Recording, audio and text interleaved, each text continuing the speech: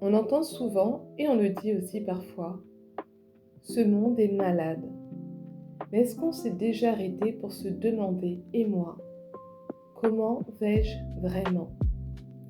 Parce que tu travailles, l'argent arrive et repart aussi vite. Tu es fatigué, tu n'as plus le temps d'écouter personne. Ni tes enfants, ni ton partenaire, ni toi-même, ni tes amis, ni personne. Et quand on t'invite, tu sors. Pour calmer un petit peu, pour te décontracter.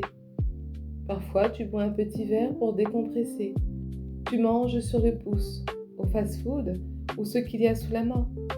Tu ne vis pas, non, tu survis.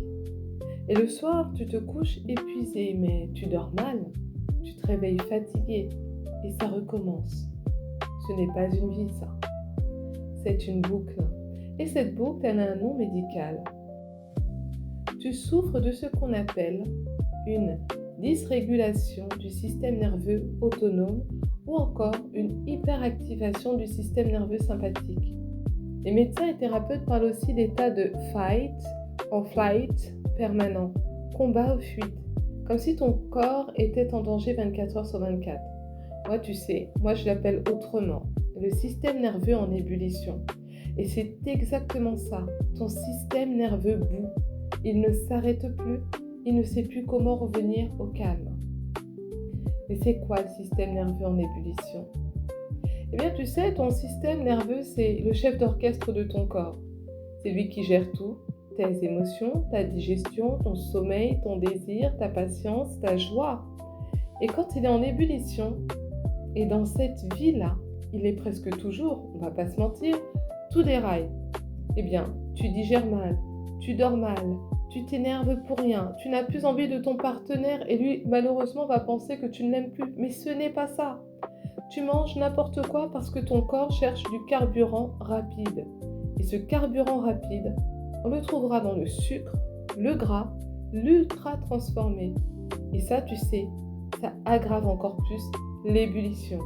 C'est un cercle vicieux et tout le monde vit dedans sans s'en rendre compte. Alors, je vais te demander quelque chose. Arrête-toi, juste là, juste maintenant. Est-ce que tu respires vraiment?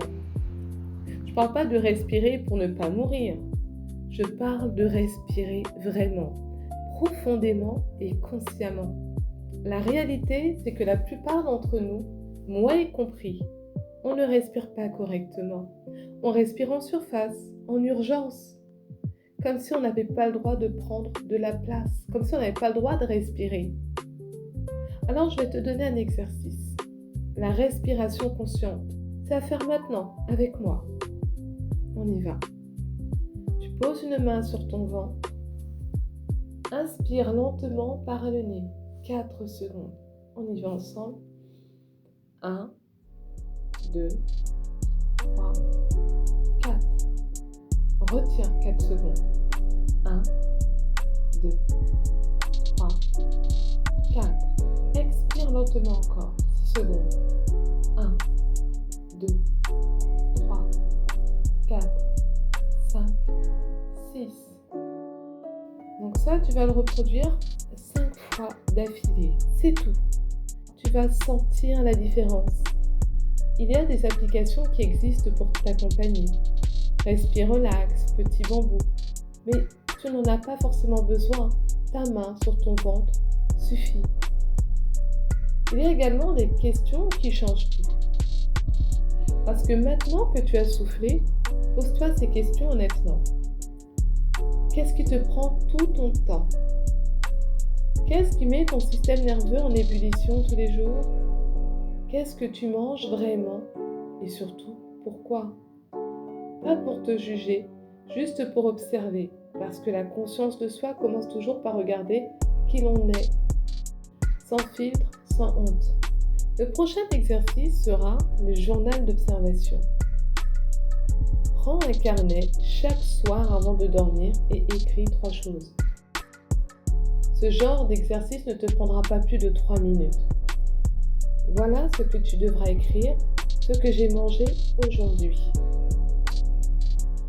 Comment je me suis sentie dans mon corps.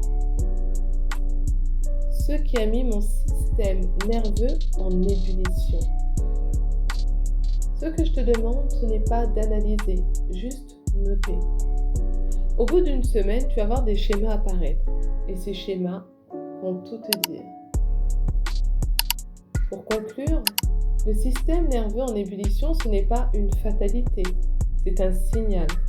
Ton corps te dit stop, j'ai besoin d'aide.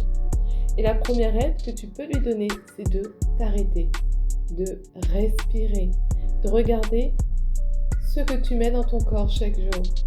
On n'est pas là pour courir, on est là pour avancer, chacun à son rythme. Dans la prochaine vidéo, on va parler de comment éteindre ce feu, de comment se relever même quand on n'en peut plus. Je t'attends, prends soin de toi. Je te dis à vendredi prochain à 18h. C'était Agnès pour la chaîne Rayonner avec confiance.